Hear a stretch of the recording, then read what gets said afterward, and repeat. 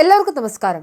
പാകിസ്ഥാന്റെയും അഫ്ഗാനിസ്ഥാന്റെയും അതിർത്തിയിൽ വലിയ യുദ്ധസമാനമായ സംഭവങ്ങൾ നടക്കുകയാണ്, ആക്രമണങ്ങൾ നടക്കുകയാണ്. നിരവധി ആളുകൾ ഇതിനോടൊപ്പം കൊല്ലപ്പെട്ടിട്ടുണ്ട്. രണ്ട് മുസ്ലിം രാഷ്ട്രങ്ങൾ തമ്മിൽ യുദ്ധം നടക്കുന്നതിനാൽ അല്ലെങ്കിൽ യുദ്ധസമാനമായ സാഹചര്യമുള്ളതിനാൽ അധികമാർക്കും സേവ് ഗാസ പോലെയുള്ള അടവുകളൊന്നും പറയാൻ സാധിക്കുന്നില്ല എന്നതുകൊണ്ട് തന്നെ പലരും ഇത് അറിഞ്ഞിട്ടില്ല, അല്ലെങ്കിൽ വേണ്ടത്ര ശ്രദ്ധിച്ചിട്ടില്ല, അല്ലെങ്കിൽ മനഃപൂർവ്വം ശ്രദ്ധ കൊടുത്തിട്ടില്ല എന്നതാണ് സത്യം. കഴിഞ്ഞ ചൊവ്വാഴ്ച പാകിസ്ഥാൻ അതിർത്തിക്ക് അപ്പുറം അഫ്ഗാൻ മേഖലയിൽ കനത്ത വ്യോമാക്രമണം പാകിസ്ഥാൻ നടത്തി. 46 പേരാണ് ഇതിൽ മരിച്ചത്. പ്രശ്നങ്ങൾ രൂക്ഷമാകുന്നത് ഇവിടെ നിന്നാണ്. നമ്മളിന്ന് സംസാരിക്കാൻ പോകുന്നത് എന്താണ് പാകിസ്ഥാനിലെയും അഫ്ഗാനിസ്ഥാനിലെയും അതിർത്തിയിൽ സംഭവിക്കുന്നത്, ഇതിൻ്റെ ചരിത്രപരമായ കാരണങ്ങൾ എന്തൊക്കെയാണെന്നാണ്. ഈ വ്യോമാക്രമണത്തിന് മറുപടിയായി അഫ്ഗാനിസ്ഥാൻ തിരിച്ചാക്രമിച്ചു.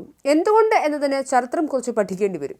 പാകിസ്ഥാൻ അഫ്ഗാനിസ്ഥാൻ രാഷ്ട്രങ്ങളെ തിരിക്കുന്നതാണ് ഡ്യൂറൻഡ് ലൈൻ. പാമീർ പീഠഭൂമി മുതൽ ഇറാൻ വരെ നീളുന്ന പാകിസ്ഥാനും അഫ്ഗാനിസ്ഥാനും ഇടയ്ക്കുള്ള 2640 കിലോമീറ്റർ നീളമുള്ള അതിർത്തി, അതിനെയാണ് ഈ ഡ്യൂറൻഡ് ലൈൻ എന്ന് പറയുന്നത്. ഇത് എന്നും വലിയ പ്രശ്നബാധിത മേഖലയാണ്.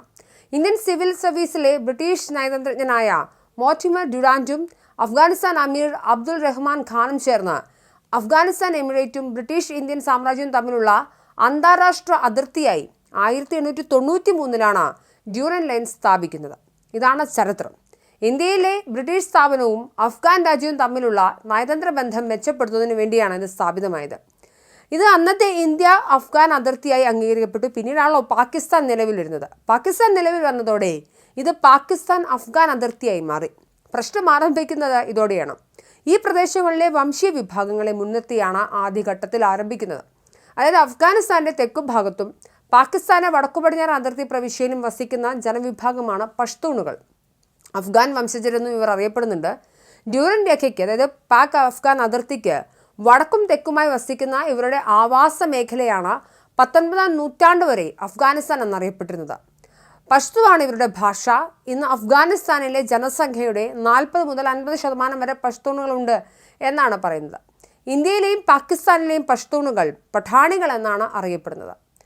1893 ബ്രിട്ടീഷുകാരനായ സർ മോർട്ടിമർ ഡ്യൂറൻസ് അഫ്ഗാൻ അവരുടെ ജനത എന്ന് പറയുന്ന പഷ്തൂണുകളെ പാകിസ്ഥാനിലേക്ക് മാറ്റി എന്ന് പറഞ്ഞുകൊണ്ടാണ് പ്രശ്നം ആരംഭിക്കുന്നത്. ഇതിനൊരു വംശീയ സ്വഭാവം കൈവരുന്നത് ഈ പഷ്തൂണുകളുടെ ആവാസ വ്യവസ്ഥ അല്ലെങ്കിൽ ജിയോഗ്രഫിക്കൽ ഡിവിഷൻ നടന്ന സമയത്ത് അഫ്ഗാനിസ്ഥാനികളായിട്ടുള്ള പഷ്തൂണുകൾ പാകിസ്ഥാനിലേക്കായി പോയി എന്നതാണ് പ്രധാനമായ പ്രശ്നം. ഈ ഭീകരവാദ സംഘടനകൾ ധാരാളമുണ്ട് ഇവിടെ എന്നത് മറ്റൊരു പ്രശ്നമാണ്. പാകിസ്ഥാൻ പറയുന്നത്, അല്ലെങ്കിൽ നമുക്ക് നിരവധി വാർത്തകളും തെളിവുകളും മനസ്സിലാവുന്നത്, ഈ മേഖലകളിലായി പാകിസ്ഥാനെതിരായ ആക്രമണങ്ങൾക്കായി നിരവധിയധികം അഫ്ഗാൻ സർക്കാർ അംഗീകരിക്കുന്ന തന്നെയുള്ള നിരവധി തീവ്രവാദ സംഘടനകൾ പ്രവർത്തിക്കുന്നുണ്ട് എന്നാണ്. ഇതിന് നേരെയാണ് ഇവർ വ്യോമാക്രമണം നടത്തിയതും എന്നും പറയുന്നുണ്ട്. ഇവിടെ ഒരു പ്രശ്നം ഈ ഡ്യൂറൻഡ് ലൈൻ അതിർത്തിയായി അഫ്ഗാനിസ്ഥാൻ അംഗീകരിച്ചിട്ടില്ല എന്നതാണ്. പാകിസ്ഥാനിലാണ് ആക്രമണം നടത്തിയതെന്ന് ഇവർ പറയുന്നുമില്ല. ഇവർ തിരിച്ചാക്രമിക്കുന്നത് ഡ്യൂറൻഡ് ലൈനിലെ പോസ്റ്റുകളിലേക്കാണ്. ഡ്യൂറൻഡ് ലൈനിന് അപ്പുറമുള്ള പല പ്രദേശങ്ങളും തങ്ങളുടേതാണെന്നാണ് അഫ്ഗാന്റെ നിലപാട്. 1919 ഒരു ഉടമ്പടി വന്നിരുന്നു. ആംഗ്ലോ അഫ്ഗാൻ ഉടമ്പടി പ്രകാരം ഈ രേഖയിൽ ചെറിയൊരു മാറ്റം വരുത്തി. ഈ ഉടമ്പടി 100 വർഷത്തേക്കാണ് ഉദ്ദേശിച്ചത്. എന്നാൽ 99 അത് പുതുക്കിയില്ല. അതായത് അഫ്ഗാനെ സംബന്ധിച്ചിടത്തോളം ഇവർ ഈ ഡ്യൂറൻഡ് ലൈനെ അംഗീകരിക്കുന്നില്ല. അവർ ഇപ്പോഴും പറയുന്നത് ഡ്യൂറൻഡ് ലൈൻ ഇപ്പുറത്തുള്ള പഷ്തൂണുകളുടെ മേഖല കൂടി അഫ്ഗാനിസ്ഥാന്റെ ഭാഗമാണ് എന്ന് തന്നെയാണ്. ഈ മേഖലകളിലാണ് തിരിച്ചടി ഉണ്ടായത്. ചൊവ്വാഴ്ച രാത്രിയാണ് പാക് വ്യോമസേന അഫ്ഗാനിസ്ഥാനിലുള്ള തെഹ്രിക്കെ താലിബാൻ പാകിസ്ഥാന്റെ കേന്ദ്രങ്ങളിൽ ആക്രമണം നടത്തിയെന്നാണ് വാർത്തകൾ വരുന്നത്. സൗത്ത് വസീരിസ്ഥാൻ അടക്കമുള്ള പാക് പ്രദേശങ്ങളിൽ TTP ആക്രമണങ്ങൾ വൻതോതിൽ വർദ്ധിച്ച സാഹചര്യത്തിലായിരുന്നു ഈ പ്രത്യാക്രമണം. പാകിസ്ഥാന്റെ നിരവധി ആക്രമണങ്ങൾക്ക് ഉത്തരവാദികളായ തീവ്രവാദ ഗ്രൂപ്പാണ് തെഹ്രിക്കെ താലിബാൻ പാകിസ്ഥാൻ അഥവാ TTP. ഈ TTP പുനരുജ്ജീവിക്കുന്നതാണ് നിലവിലെ സംഘർഷങ്ങളിലെ നിർണായക കാരണം. TTP പ്രവർത്തകർക്ക് അഫ്ഗാൻ താലിബാൻ അഭയം നൽകിയെന്ന ആരോപണവും നിലനിൽക്കുന്നുണ്ട്. 2021 ഓഗസ്റ്റിൽ അധികാരം തിരിച്ചുപിടിച്ച് അഫ്ഗാനിസ്ഥാനിൽ താലിബാൻ സർക്കാർ അധികാരത്തിലെത്തുകയും മറ്റ് രാജ്യങ്ങൾക്കെതിരെ ആക്രമണം തന്നെ ഒരു ഗ്രൂപ്പിനെയും അവരെന്ത് ചെയ്യുന്നുണ്ട്, അഫ്ഗാനിസ്ഥാൻ്റെ പ്രദേശങ്ങളെല്ലാം തങ്ങളുടേതായിട്ട് പിടിക്കാൻ ഈ തീവ്രവാദ ഗ്രൂപ്പുകൾക്ക് എണ്ണ ഒഴിച്ചു കൊടുക്കുന്ന ഒരു അഫ്ഗാൻ സർക്കാരെ നമുക്ക് കാണാൻ സാധിക്കും.